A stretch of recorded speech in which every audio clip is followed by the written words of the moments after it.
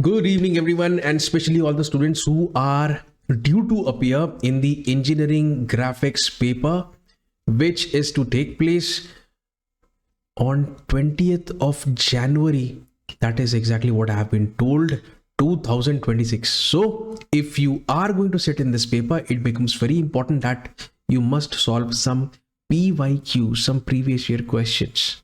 Okay, so watch this video right till the end, and this is just from the previous session, 26th of May, this very year. And by the way, the pattern that we are following is 2024, the new pattern. Okay, let me just take you through, give you a good tour of the question paper. The topics are from projection of lines and development and orthographic. All these topics are there, and I have actually made a table enlisting all of these topics: projection of lines, projection of planes, curves and developments. When you talk about curves, it could be ellipse, hyperbola, it could be parabola, it could be involute. Different types of curves are there, and you should be in a good position to solve, to make those, create those drawings. Then there is pictorial to orthographic. A 3D view will be given. You will be instructed to make the front, to make the top and the side views. Apart from that, in some of the questions, the orthographic views are being given to you. That means front, top and side will be given, and based on that you will be creating the isometric view. If you watch carefully, these two chapters, ortho and iso, carry the maximum marks, and this paper is of 70 marks. And trust me, if you prepare for 4 to 5 days, okay, if you religiously, if you work hard, let me be very honest with you, you can easily score above 40. Okay, and if you are in touch, and if you have been solving problems from all of these chapters, trust me, you can easily score above 60. Okay, that's my call. Anyway, so what kind of a question paper is this? What is the difficulty level? I would say that this is a very easy question paper, and what we can expect in the year 2026, the paper in which all of us are due to appear, you can expect your paper to be ranging between easy to medium, right? And these problems, again, let me reiterate, these are the problems which can make you pass the examination, make you go over the line. Okay, orthographic ones, these are rather easy. Because I've seen over the years teaching these subjects, students get confused in projection of planes. They sometimes also get confused in development, which I would refer to as a very easy topic. But yes, students get confused. Okay, it takes some amount of time, and it takes at least 5 to 6 problems. Once they have solved them, once you've made those drawings, then they are in a rather easy position to attempt those questions. I think enough talking, and before we go ahead and solve the first problem, which is based on projection of lines, I would strongly recommend all those students who have a fear of this subject of engineering graphics, who think that they may not be able to pass this subject, who think that they haven't put enough effort into it. So if you're ready to work with me, you can surely enroll in my engineering drawing course. You would not just get the video lectures, rather you'll also get the PDF, you'll get the MCQs to attempt, practice tests are there, and most importantly, and the best part of enrolling in this course is that you get to schedule a one-on-one sessions with me, and you can clear your doubts with respect to any problem from engineering drawing. Okay, or if you want to understand any concept, you can do so as many times, let me be very clear, as many times as you want. Okay, I think it's time. Enough talking, let's go ahead and start solving. Here we go. Okay, so moving to question number 1. Now again, as you can see that there are two choices, question 1 and question 2, both are from the chapter projection of lines, and both of them are rather easy. You'll see that we can crack this in the next 5 minutes. Here we go. Let me just give you a brief demonstration. Here it is. So we are talking about a line PQ, where the endpoint P of the line is 25 above HP. And please, I want all of you to be very careful regarding the notations. Take a look. This h over here represents the distance from the horizontal plane, whereas this d represents the distance from the vertical plane. This subscript represents the point under consideration. Point under consideration. Now let's zoom in and let us now read the sentence once again. The endpoint P of line PQ is 25 above HP. Point P, its distance from HP is 25. That's the meaning. Point Q is 15 mm in front of VP. So D represents the distance from VP and we are talking about point Q. So point Q's distance from VP is given as 15. Okay. Now these two are civil engineering terms. Please note, plan corresponds to the top view, whereas elevation is your front view. Okay, please note this down. So the plan of the line, that means the top view of the line makes an angle of 40 degrees. So the top view of the line makes an angle of 40 degrees, whereas the elevation makes an angle of 35 degrees. Here it is. Elevation represents the front view, P dash, Q dash. Okay, so far so good. Draw the projection if the projector distance between the endpoints is 60 millimeter. Distance between the projectors of P and Q, that is the endpoints, has been given to us as 60 millimeters. What is that? Take a look at this template. I want all of you to please take a screenshot of this. This template is the most useful template in projection of lines. This is the projector of endpoint A. This is the projector of endpoint B, and the distance between them has been given to us. Here it is. Let me just write it down. This represents the distance between end projectors, and based on the question, this has been given as 60 millimeters. And by the way, in the question, we've got this as P dash. This is P. This is going to be Q dash, and that's Q, right? Okay. Now back to the description. So the distance between projectors is 60 millimeters. Now how can we solve this? The number one thing that you can do is you can straight away use this data. HP is equal to 25.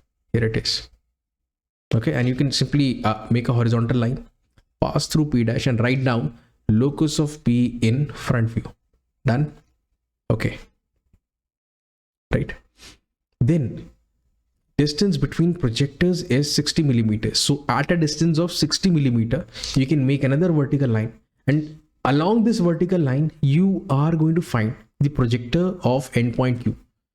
Use this data, DQ, the distance of point Q from VP. Distance from VP can be seen from the top. That is why this is the top view that we have made below the XY line. That's the top view. Simple. Okay. How do we proceed from here? Watch. In the next step, we are going to be using this data. Front view.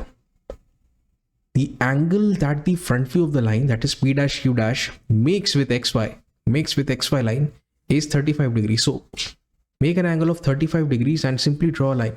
And somewhere along this line, we know if Q is here, then Q dash has got to be somewhere here. You have to find that intersection point, and it can be achieved by simply making an angle of 35 degrees here and drawing a line. Once again, 35 degrees and draw a line. This is that intersection point, Q dash. Now pass a horizontal line, and we are simply going to say that is the locus of Q in front view. So far, so good. Done. Easy. All right. In the same fashion, we are going to implement for top view. We know the location for point Q. Okay, if P dash is here, P has got to be somewhere here. The angle that the top view makes with XY is 40 degrees. So at an angle of 40 degrees, simply make a line.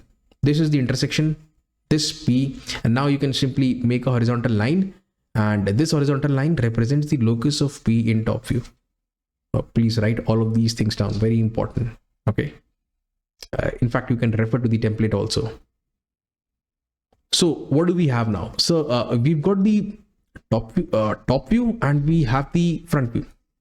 What do we need? So we need the true length, and once we have the true length, we can get the values of theta and phi. Very easy. Okay. What we need to do, students, is that we need to fix this point P dash. Okay, we need to keep our compass over here, the steel end at P dash and the pencil end at Q dash. We need to rotate it until it becomes parallel to XY line. So let's call this point as Q1 dash, and then now if this is Q dash, this is the corresponding top view Q. If this is Q1 dash, this is going to be the corresponding top view Q1. When you connect Q1 with P, that's your true length. And by the way, this angle right here represents the value or magnitude of phi. Easy. Now, in the same fashion, what we'll do is we are now going to consider this Q point as fixed. And now we are going to rotate this red color line PQ about this point Q in this fashion. So we are here. Let's say this is P1. If this is P, this is P dash. If this is P1, this is going to be P1 dash. Now join P1 dash with Q dash, and that's your true length. Okay, easy. Now, you simply can do the measurements. Let me just write this.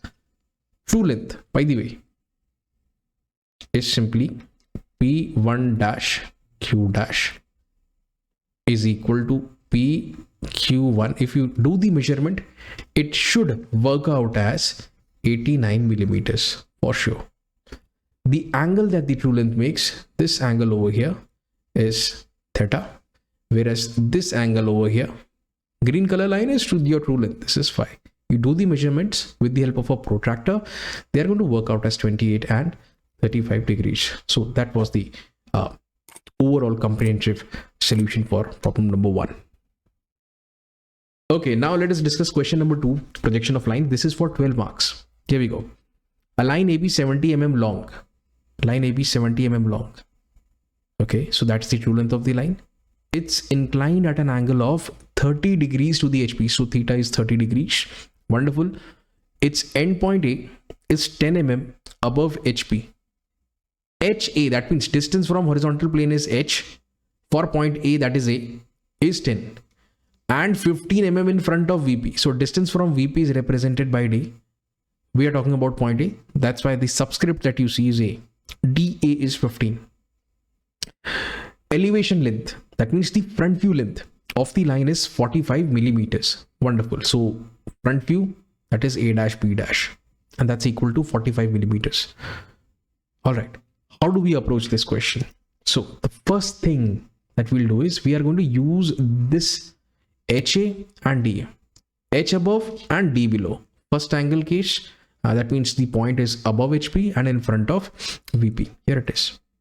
Done. Locus of A in front view, locus of A in top view. Very well.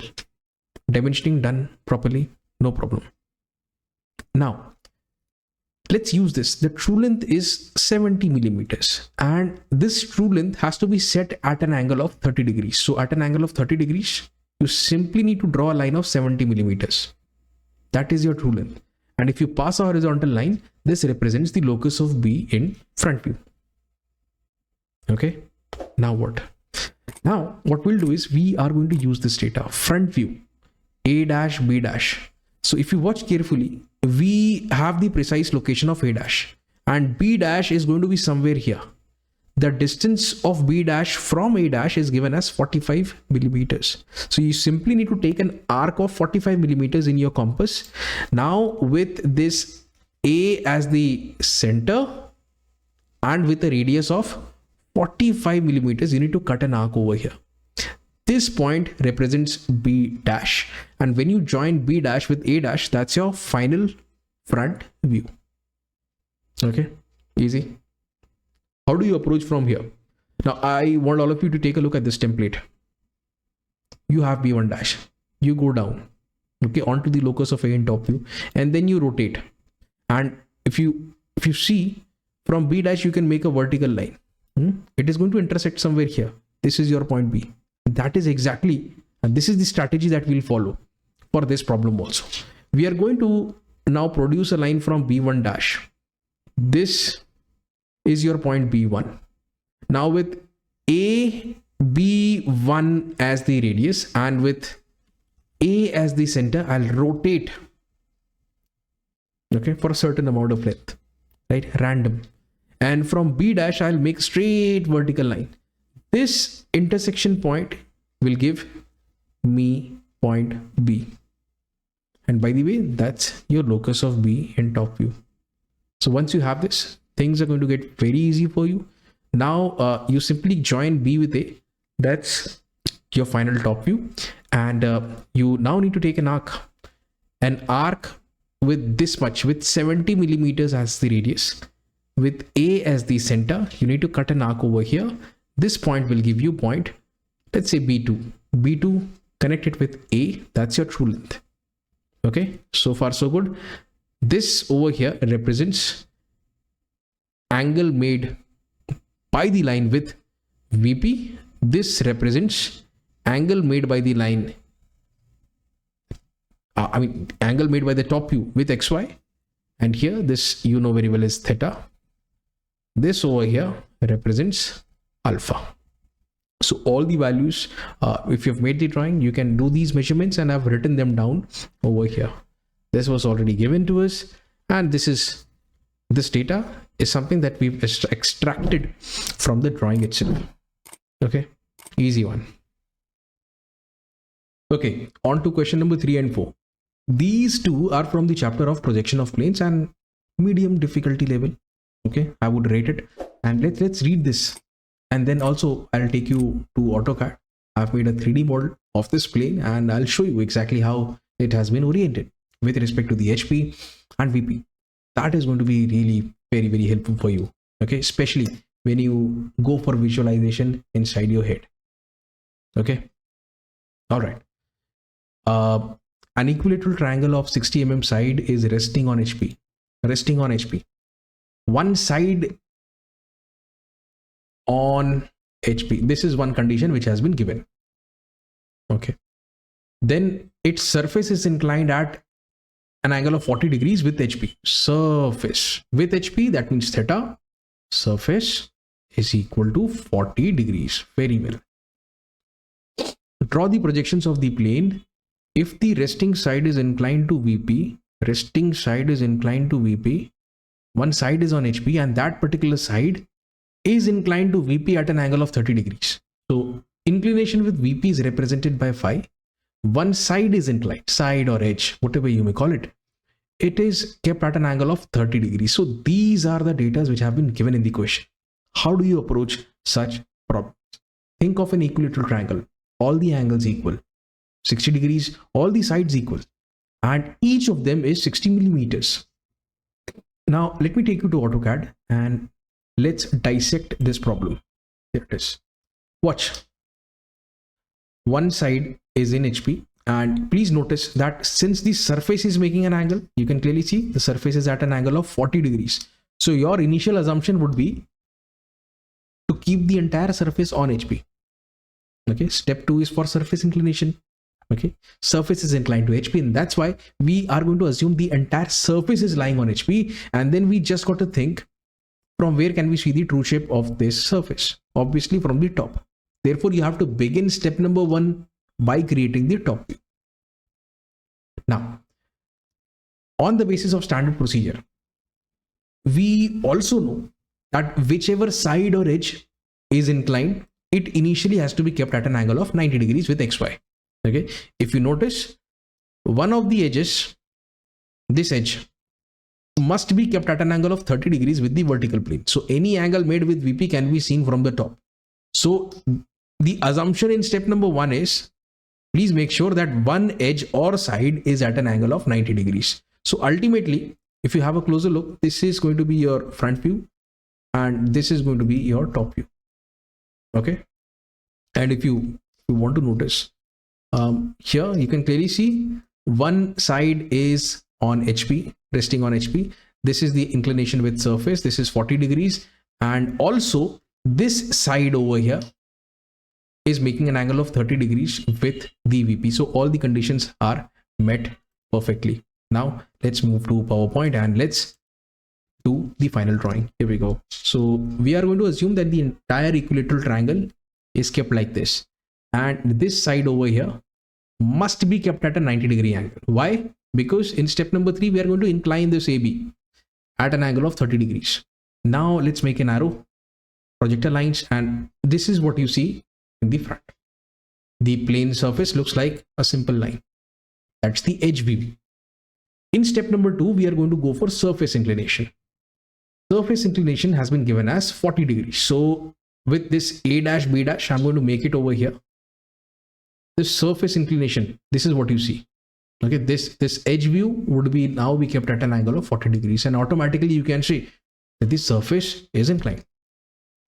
So far so good.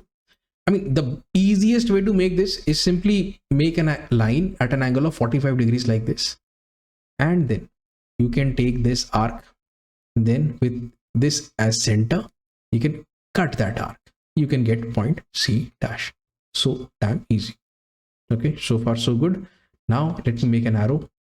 Let me bring down the projector lines from here as well, and as you can see, this is the line for C, this is the line for C.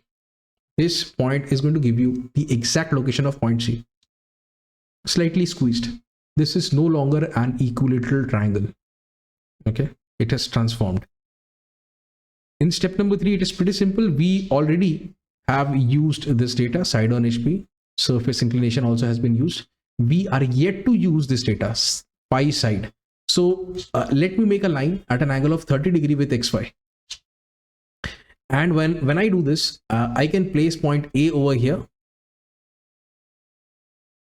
and point B. Yeah, done. Okay, now you just need to recreate this top view from step 2 into step 3.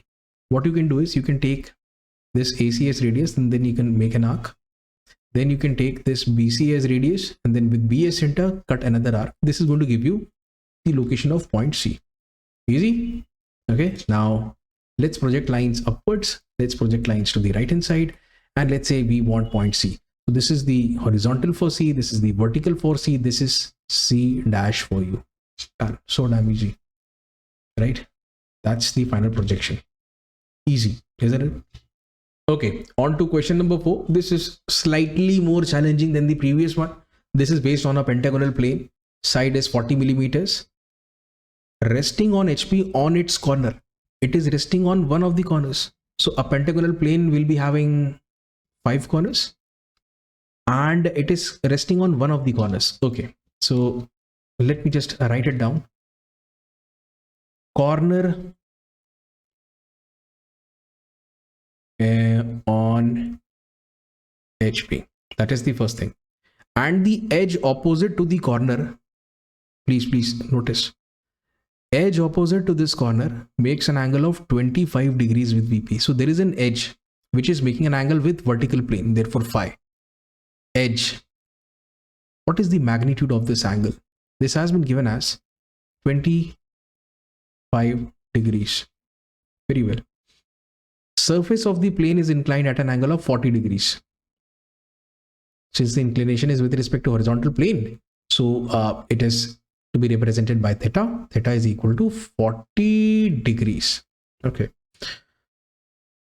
One corner is on HP, and this opposite corner, this edge is actually opposite to this corner, right? How do you do this? How do you approach? Let me first of all take you to AutoCAD. I have a CAD model. Okay, if you watch, since the surface is inclined with HP, so in step number 1 we are going to assume that the entire surface is resting on HP. You just need to ask a question. From where can you see the true shape of this surface? Obviously from the top, and therefore you have to begin by making the top view first. In step number 1 you are going to start by creating the top view, and in the front view you will just see this line, nothing else. Okay, an edge view of the pentagonal plane. In step number 2, what we'll do is, since one corner is in the HP, that is for sure given in the question. Okay, this is the opposite edge to this corner A. This is A, B, C, D, E, right? So this opposite edge has to be kept at a certain angle. Please note, this angle has been given as 25 degrees. So if you watch carefully, let me show you the top view. Not this way, this way. This edge DC will be making an angle of 25 degrees, and that is why it initially has been kept at an angle of 90 degree with XY. Whichever edge is inclined in step number 3 at a certain inclination, it initially has to be kept perpendicular. This is a standard procedure. Watch my video on standard procedure of projection of planes. It is the first video in the projection of plane playlist. Okay, watch. Can you see this? This is the projection. So you have to recreate this top view from step 2 into step 3, but at an angle of, but keeping DC at an angle of 25 degrees. Okay, that is the kind of recreation you have to do. Okay, let me get back to the, just a sec. One sec.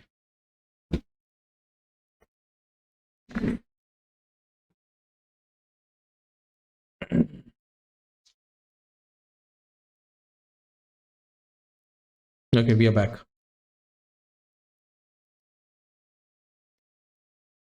Right? Final front, final top. This is how the projections must look. I think we are good to go. If you want further, deep dive into this, you can see that this is the surface inclination, that is 40 degrees. Corner is resting on ground, and this opposite edge, corner's opposite edge, this over here, is at an angle of 25 degrees, which is clearly evident in this step number 3. Right? I think we can go ahead and let's finish this once and for all. Here we go. Please note, I am keeping this edge DC at an angle of 90 degrees. This is the edge view. And there it is. Now, in step number 2, we are always going to go for surface inclination. So you just have to recreate this front view from step 1 into step 2 like this at an angle of 40 degrees. And these points can be located using arcs. Okay. In the same fashion, you can go for from B dash E dash to C dash T dash, B dash T dash. This is how you can do it. Easy. All right. Now, bring the projectors downwards and rightwards. Let's say you wish to locate the point E. This is the horizontal for E. This is the vertical for E.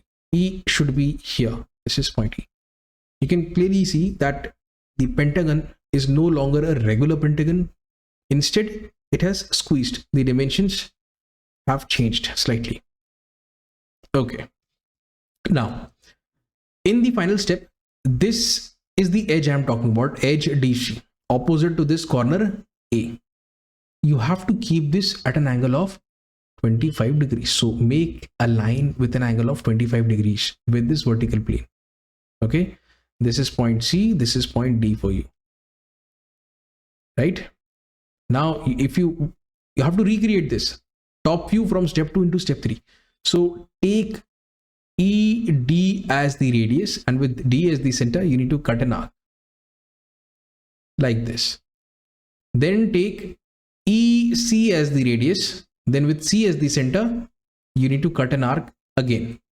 This location is for point E. In the same fashion, A and B can be worked out simply by intersecting arc method. Now project all the points in the upward direction and from the front view of step 2 to the right hand side direction. This is the line which is going to get you point C and D. So D is along this line and C is along this line.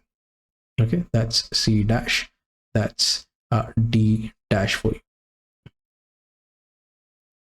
Right? Let me do it. Here it is.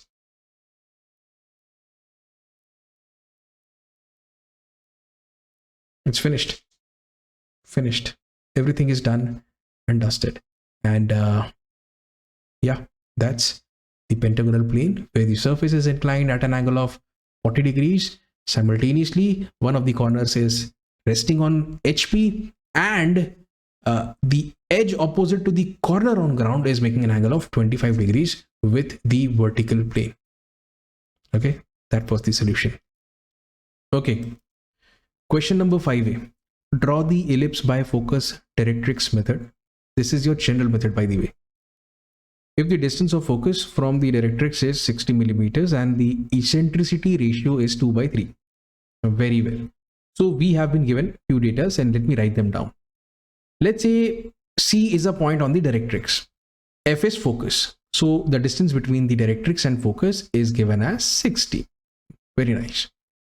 Secondly, the eccentricity ratio is 2/3. So E equals to 2/3. Now from this, you can work out the number of divisions. So you have the number of divisions you need to make is equal to 2 plus 3, which is equal to 5. That's the first thing. If you go for 5 divisions, then this 60 divided by 5 will give you the length of one division, which is 12. 12 times of 5 is 60. Done. Now, V, that is the vertex, happens to be a point on the ellipse. So the distance of vertex from the ellipse, this, by the way, is the distance of a point from focus. This denominator represents the distance of a point from directrix. So V is a point on the ellipse. So in place of P, we can write VF. We can write V. VF basically can be calculated as, let me write it here.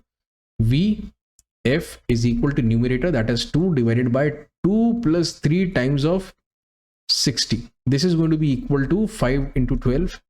12 into 2 is 24. Okay, so with all this data, we can proceed and start drawing. Here is the first thing. Let's make the directrix and the axis.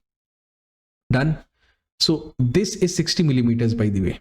Let me zoom in. This has to be divided into 5 parts, where one part is equal to 12 millimeters. So with the help of a simple scale, you can mark those points like this. Okay.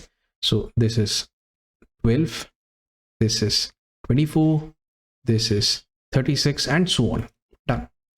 Let me number them. Okay, forget about numbering them. This is the vertex. Now we just calculated that VF is equal to 2 upon 2 plus 3 into 60, which worked out as 24. So from focus, the distance of vertex is 24. So this distance over here is going to be 24. Do we agree on this? Okay.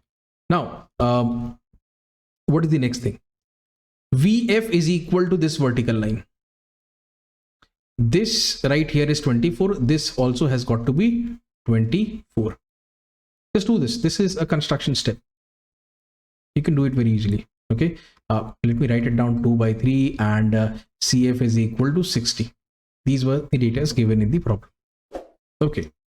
Join C with this very point and extend it. Okay. Now starting from V, let's say this point is point 1, 1, 2, 3. Keep on numbering those points equally spaced, preferably 10 millimeters like this. Right now, there is a technique that you have to use. You need to take this 1, 1 dash as the radius, 1, 1 dash as the radius, with focus as the center, and on this line, on this very line itself, passing through 1, cut an arc above and below, above and below. Done. Okay. Then you have to take this 2, 2 dash as radius. Okay. Then at the focus, you need to keep it. There is an arc which you will cut over here and then over here. Done. In the same fashion, you need to take another arc equivalent to 3, 3 dash. Okay. Let's say you have taken this 3, 3 dash as the radius, and then with F as the center, cut an arc on this line passing through 3 above and below. In the same fashion, you can continue for taking the radius as 4, 4 dash, and then when you keep it at F, cut above and below. Now these points are rising. Okay, but beyond a certain limit, they are going to fall and get closer to the axis this way.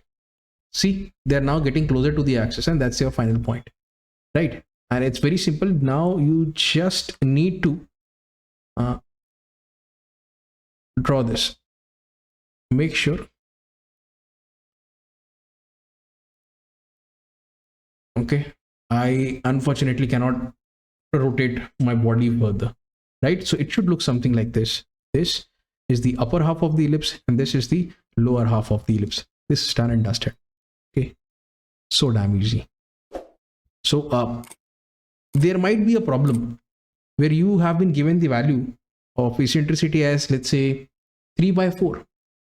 In that case, you have to go for 3 plus 4 divisions, 3 plus 4 divisions, which is equal to 7 divisions. So if you got an integer over here, you got that integer as 60/5, will give you the length of one division as 12. However, if you don't get an integer value, if you get a decimal value, you can go for the line division technique as well.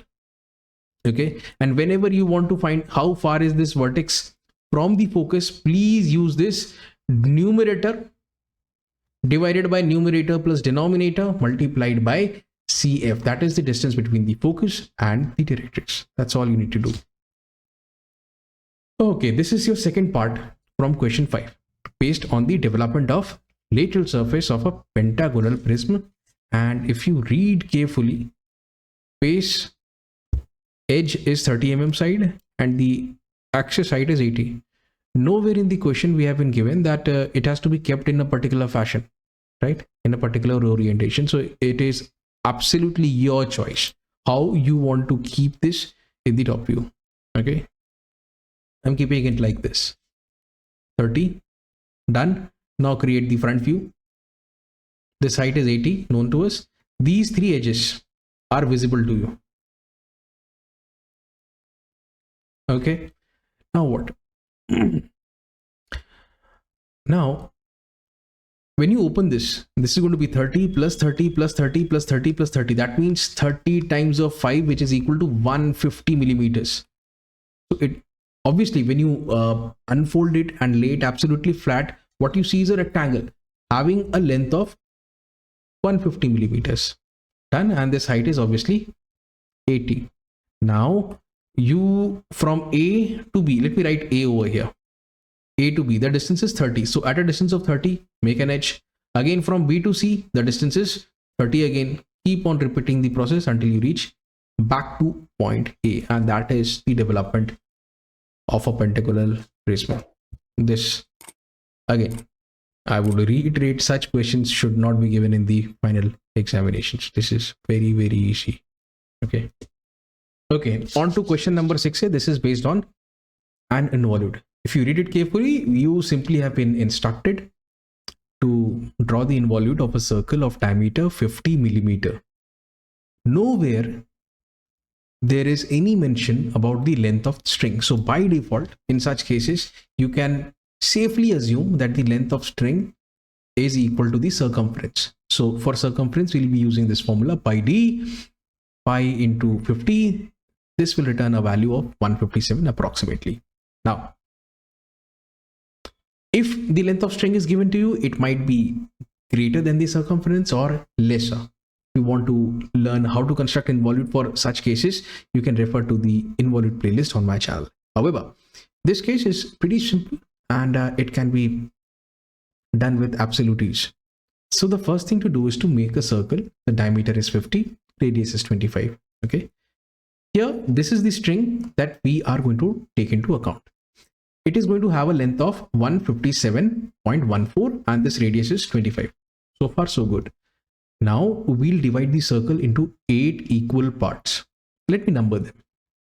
Secondly, we are going to divide this line also into 8 equal parts. Okay, and this can be done using the line division technique. Let me draw a line randomly and let me place 8 points for 8 divisions equally spaced 1 centimeter.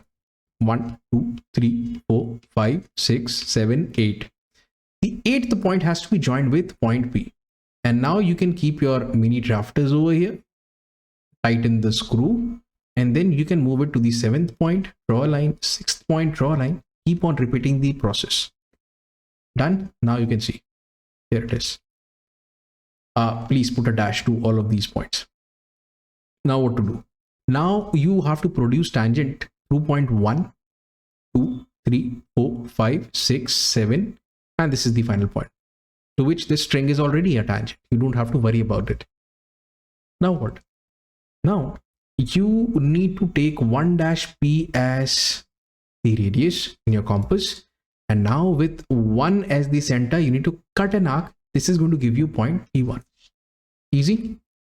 Okay, now you need to take 2 dash p as the radius, and with this 2 as center you need to cut an arc. This is going to give you point P2. Similarly, repeat the process. You're going to get point P3, P4, P5, P6, P7 and P8. And once you join all the points in proper sequence, this is going to lead us to an involute. So this is the entire solution. I hope you found this to be very, very easy rather. Okay, another part of question number 6. This is part B. Here we are interested in creating the development of a lateral surface of a cone. The base diameter is 50 and axis height is 70. Okay, let me just write it down. Diameter has been given as 50. Therefore, the radius is 25. Secondly, the height is 70 millimeters. Now, whenever you have to make the involute for a cone, that is what we are doing is we are unfolding it and laying it absolutely flat. What you see is sector of a circle. I'll get to that. So that sector of the circle encloses a certain angle. That angle is what we first need to calculate. So plug in the value of radius as 25, okay, and height as 70. Plug in all of these values. This is what you get. In fact, the value that you will be getting is 121.08. However, the protractor which I use, it is, you can either measure 121 degree or 122 degrees. Okay, so there is no other option. So I have taken it as approximately 121.1 degrees. You also do the same thing. Now we are assuming that this cone is kept on a horizontal plane. If you wish to see the true shape of the base, it can be seen from the top, and therefore I am going to make a circle like this. Easy. Okay. Now, once you are done with this, make the front view. This is the height, and it would obviously look like a triangle. Now, if you watch, this O1 is parallel. This generator O1 is parallel to XY, and hence this is going to represent the true length. O dash 1 dash is going to represent the true length. This is your option number 1 for creating this.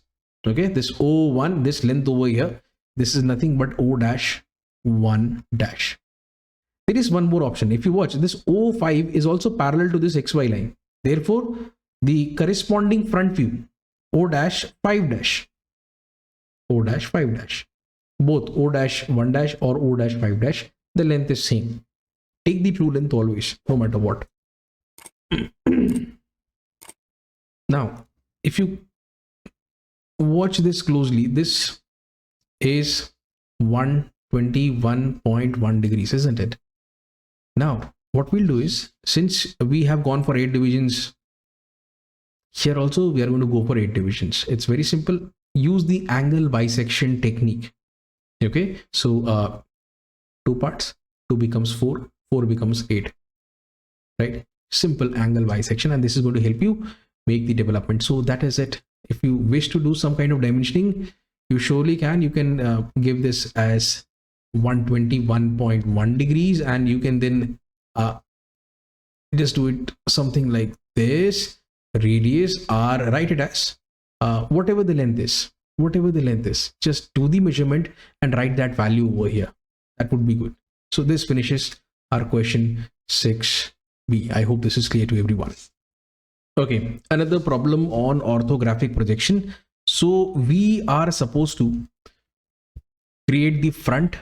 This arrow represents the front direction, front view, the right hand side view, and the top view for this very object. Now the first thing that you need to do is to determine the length. Let me write it here. The length, width, and the height. Notice 65 plus this radius will give you the overall length. So nowhere I can see this radius. However, if you watch carefully, the diameter is given to you as 70. So if the diameter is 70, radius is half, that is 35. So 65 plus 35 will give you the value as 100. Okay, that's the first thing. Secondly, the width obviously is this 70. The height has been given as 60. Okay, with all of these data, we can create one box over here, length and height. Then this is going to represent length and the width. This is your width and the height. Make these three boxes. Okay. Now, I also have created a 3D CAD model, which I want to show you. Here it is. Take a look. This is how the object is in reality. Once you've seen the picture, try to make a 3D model inside your head. Okay, and try to rotate the object. And then try to work out how would the object look from the top? How would the object look from the front? How would the object look from the right hand side? Just try to have a rough assessment inside your head.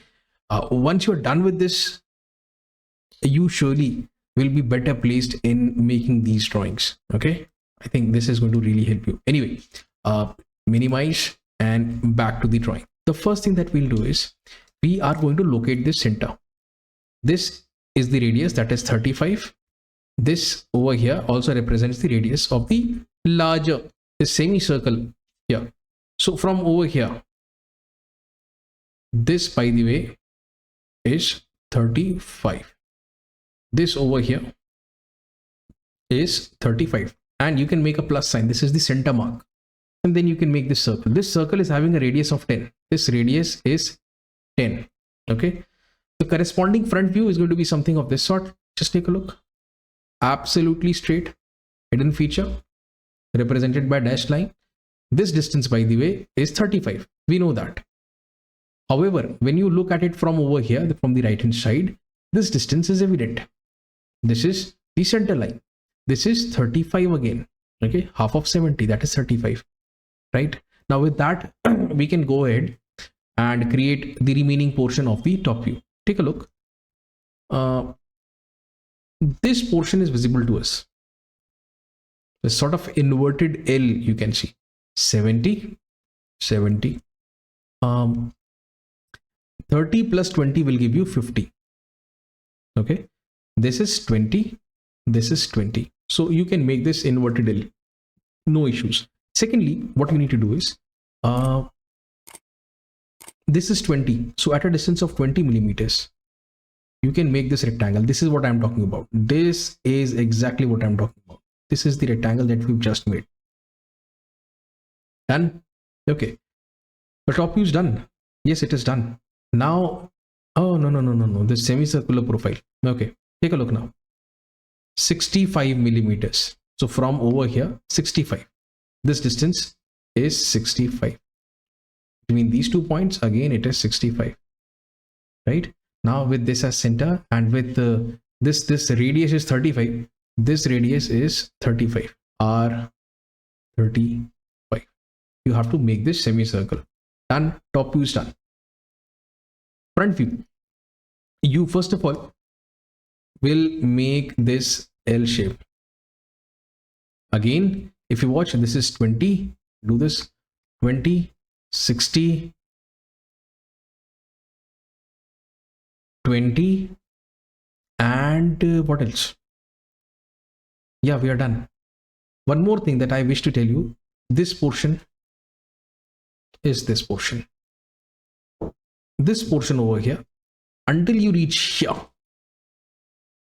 here, then this portion, this one, this way, and then to the extreme right end.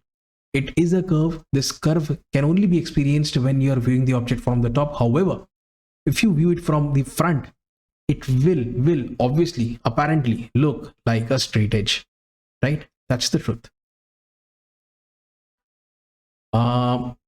This is done. Now what? If you watch carefully, we are somewhere here or here, you can say. So at a distance of 30 millimeters, make a point. This is 30, by the way.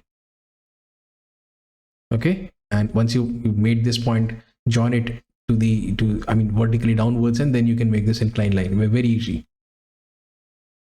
Is the front view done? Yes, it is. Now we are left with the side view. In the side view, the first thing that you are going to experience is this. It will look like a straight edge. Then this. Then again, this semicircle will obviously look like a straight edge. Then this, then this, then this, okay, then this, and then this 20. This is how it should look. Done. The only thing left is this rectangle 20 millimeters away. So this distance is 20. You can refer it. This distance is 20. So again 20. Done. Done. The problem is done. Nothing is left. Everything has been created. Whatever edges are visible, they have been shown, and the hidden features have been represented by dashed lines. And once you add dimensions to it, this is your final drawing, where front view, top view, and this is the right and side view, along with 1 2 3 4 5 6 7 8 and 9 dimensions, 10 dimensions as such. Okay, so that was the complete solution. I hope this is clear to everyone, and if you've got any doubts, write down in the comments. Okay, on to question number 8, which I think is one of the easiest questions that you can come across in orthographic projection. Let me show you the marks bifurcation. If you successfully create the front view, you can get 5 marks. Similarly for top view, 5 marks, right hand side view, 5 marks, and the dimensions, do it. At least place 5 to 7 dimensions. Okay, that would be more than enough. It will fetch you 1 mark. Okay, so we have been given a pictorial representation of an object, for which we need to create the front view. The front view is from over here. The arrow by default is for the front view. Then the right hand side view will be from here, and the top view will be from here. You need to create these 3 views. Again, the first question that you must ask yourself, what is the overall length, width, and the height? Here you have the length and height. Here you have the length and the width, and here you have the width and the height. What are their values? If you watch this over here, if you watch it from over here from the front, this represents the length, this represents the width, this represents the height. Okay, so the length is equal to the width is equal to the height, which is equal to 90 millimeters. That is the first thing. Okay, do we agree on this? Very well. Now what? I also have made a 3D CAD model, which I want all of you to take a look at. And this is how the object looks. Let me rotate this. This is how it looks. If you wish to look at it from the top, this is the top view. Again, this is the front view. Okay, watch. An L shape, then an inverted L shape, and then a single rectangle. Watch. This is what you see. And as far as the right hand side view is concerned, take a look. This is your right hand side view. Okay, let me show you. What is this edge? This portion of the edge is visible. This portion of the edge is visible. And this edge is visible. Back to the right hand side view. Right?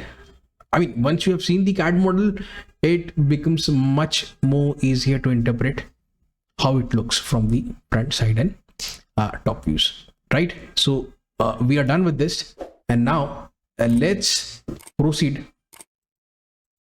to creating this. Okay, we are going to kick off by creating the top view.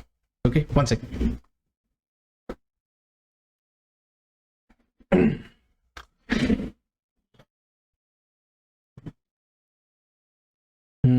Top view.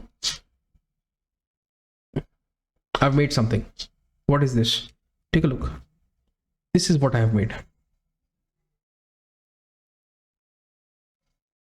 So if you notice, 90 by 90, 90, 90, this is 30.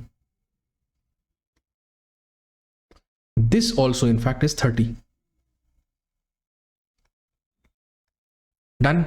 Okay, now take a look at this profile.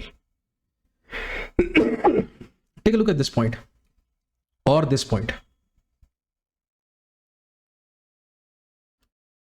This over here is 30. This is also 30. Now,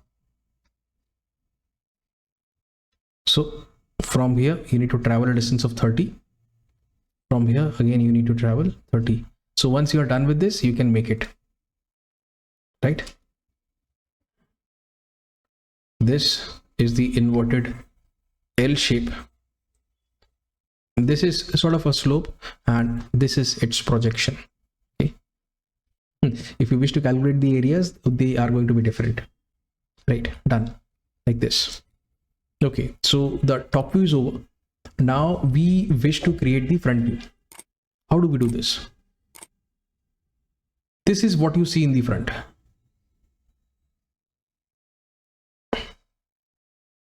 Now let me zoom in. This width over here is 30. This is 16, just 16. Okay, and by the way, this also is 30. And let me make this 30, 30. This obviously is 90, you know that. This is 16. So once you've made the boxes, it becomes very easier for you. Secondly, we also wish to create this profile. Okay. Its top view has been made here.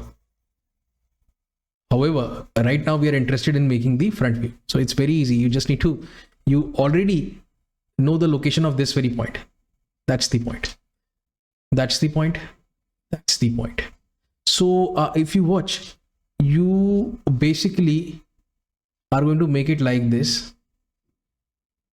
Like this. By the way, this distance has been given to you as 53. If you notice, we zoom in, this is 53, this height, right? So it's going to look something like this. Done. Are we done with the front view, or is there something left? You'll simply see this profile and then this. So darken it. Done. Front view done, top view done. We are left with the right hand side view. So in the right hand side view, what do you see? Sir, we see this. This is the arrow for right hand side view. This is what we see. This is what we see. Then so we also see this and this and this. Then we also see this portion.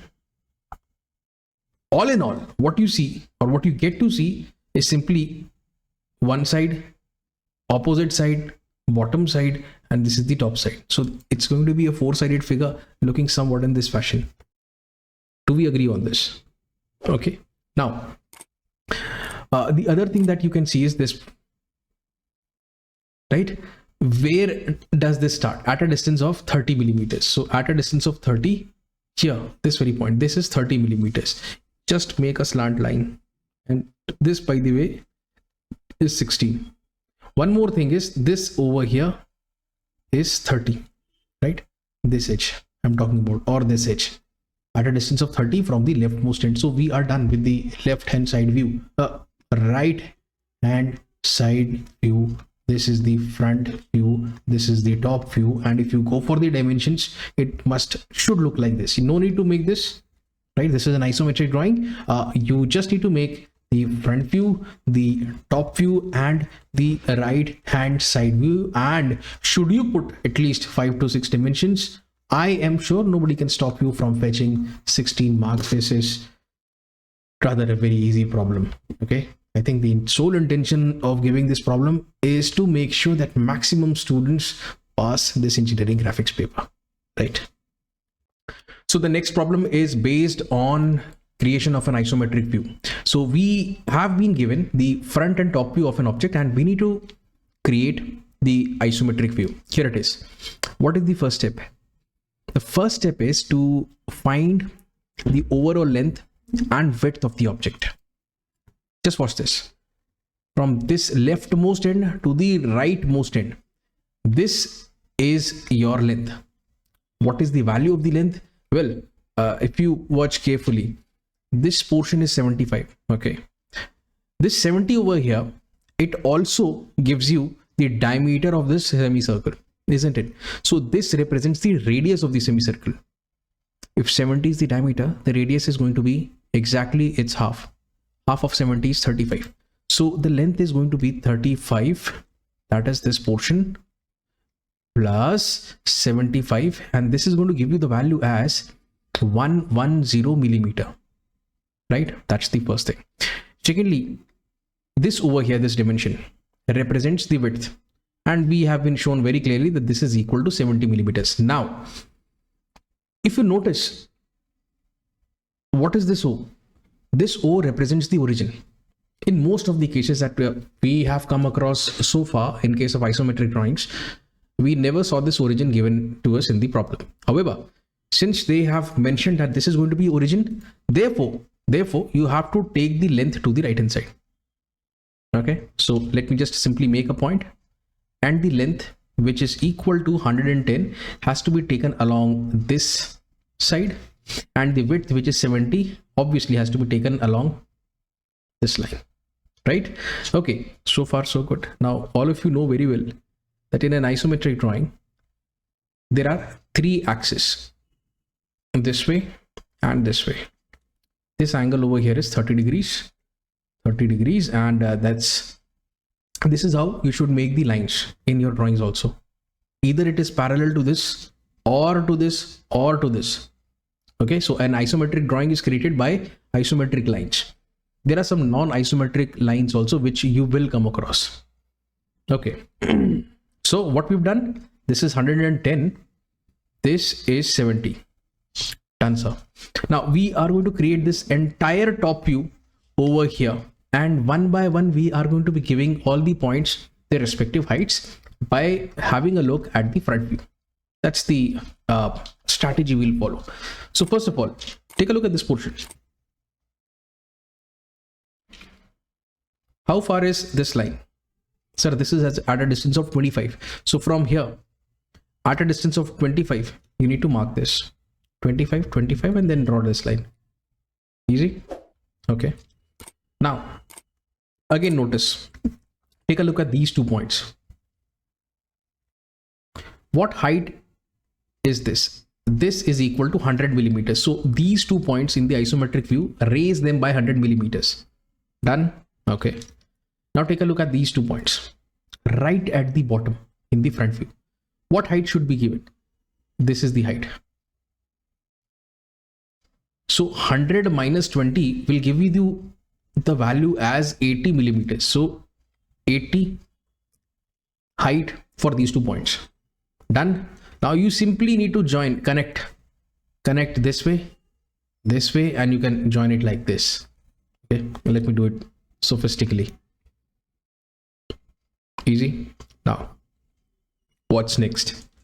Take a look at this. Let me highlight. You have to make a rectangle, and the length of the rectangle is 35, the width is 20. So can you look at this central line over here? Okay, so it's something like this. There is a line passing centrally, and from here you need to go 10 to the right and 10 to the you can say 10 up, 10 down, and so this will make it 20, and this is going to be 35. This way you need to make this rectangle. Okay, now take a look at these 2 points. These 2 points are represented by one single point in the front view. Okay, not this one. So since we are making everything right at the bottom plane, so these 2 points are somewhere here. What is this height? Sir, this is equal to 40 plus 20, which is 60. So give a height of 60 millimeters. Okay, done. Now join this way, this way, this way. One sec, I forgot something. There are these 2 points also corresponding to this point. So this is going to be 20 millimeters. So these 2 points in the isometric view, raise them by 20 millimeters. Now connect, right, in this fashion. Done. Okay. As far as the semicircular portion is concerned, this over here is 35. Okay, so I'll be locating the center. So from this side, at a distance of 35, I'll draw a line, and again at a distance of 35, I'll draw one more line, 35 and 35. This is just for construction, right?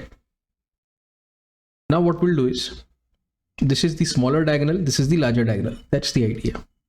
From the smaller diagonals onto the midpoint of opposite 2 sides, produce 2 lines. Again, from other endpoint onto the midpoint of opposite 2 sides, right? Once this is done, you now need to create the semicircle. For creating the semicircle, you have to take this much as the radius, and now you have to rotate until you reach here. Done. Now you have to take this much as the radius. Again, use a compass, rotate until you reach here. Done. Okay, the only thing left is to give height to this semicircular profile and the remaining points. So this height is 20 millimeters. So all the points have to be given a height of 20 millimeters. You can see you can create the semicircular profile in the isometric fashion here as well.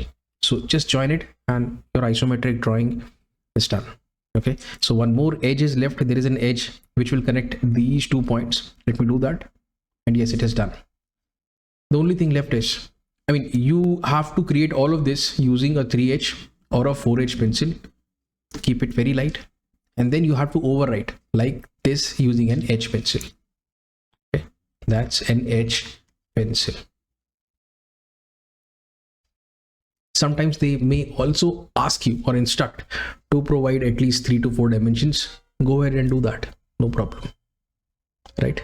However, an isometric view represents the 2 dimensions. They can be measured directly from the drawing.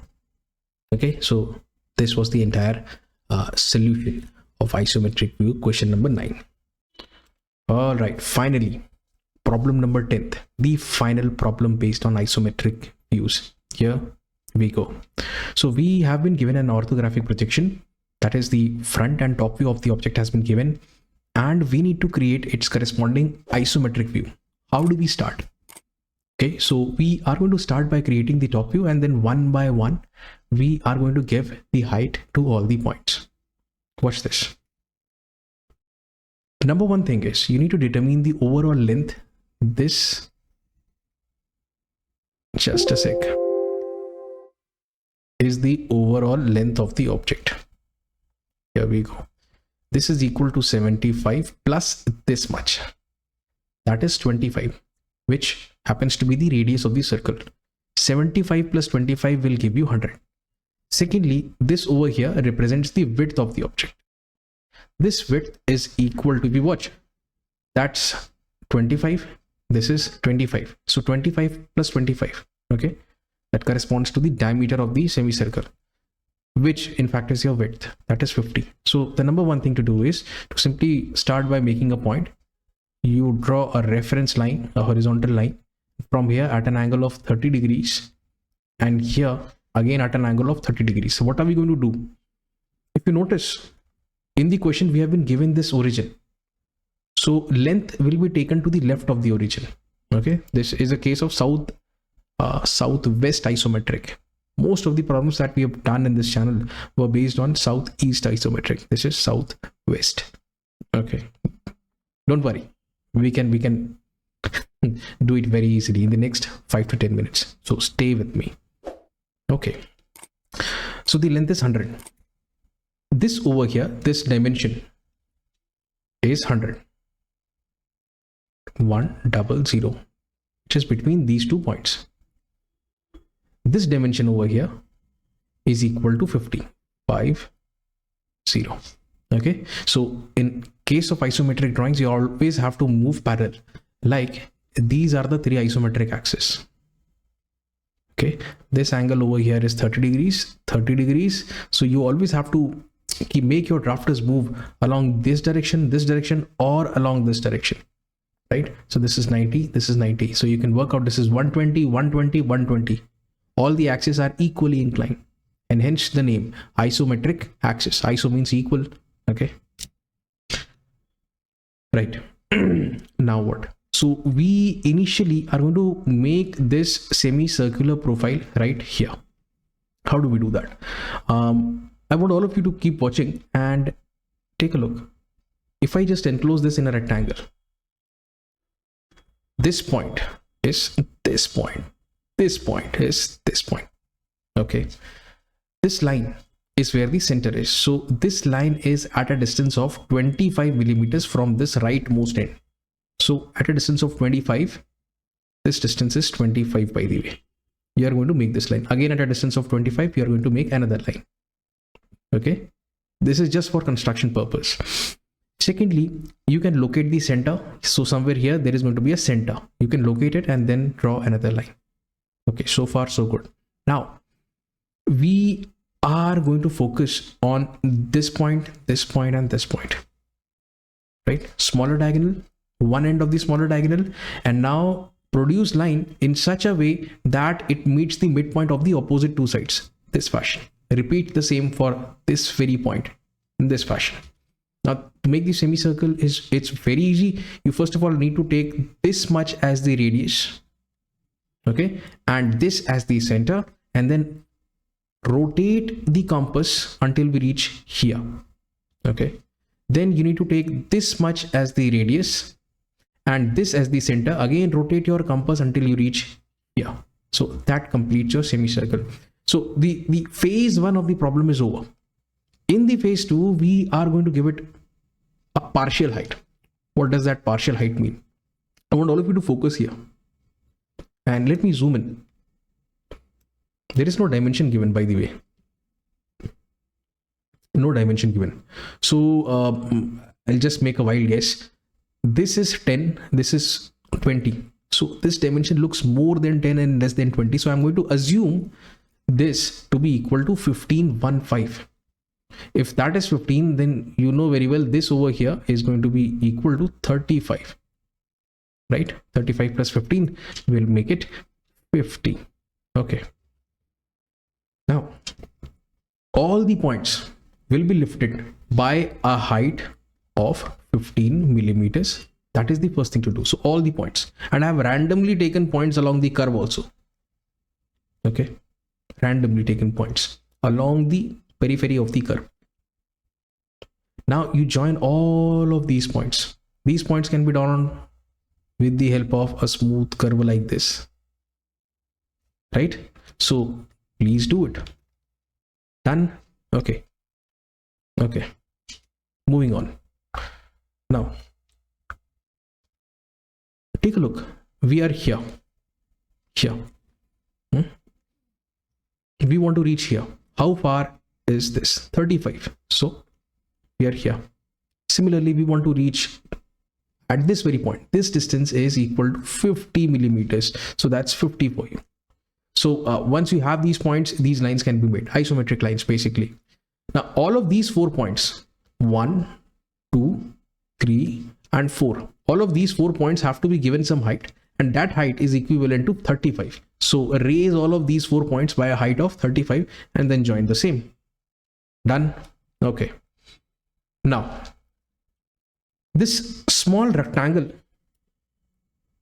can be made. This is 20. It can be seen in the front view. This is 10. A 20 by 10 rectangle. Make it. This, by the way, is 20. This is 10. Can you do it? Okay. Now it's very simple. There are 2 points over here. Unfortunately, you can see only 1 point in the front view. However, there are 2 points. You can see in the isometric drawing also. Connect it this way. And now there is an edge which is left. Let me make it, as there are 2 surfaces meeting over there. Therefore, you need to make sure that there is an edge. And yes, that's it. And finally, your drawing should look something like this.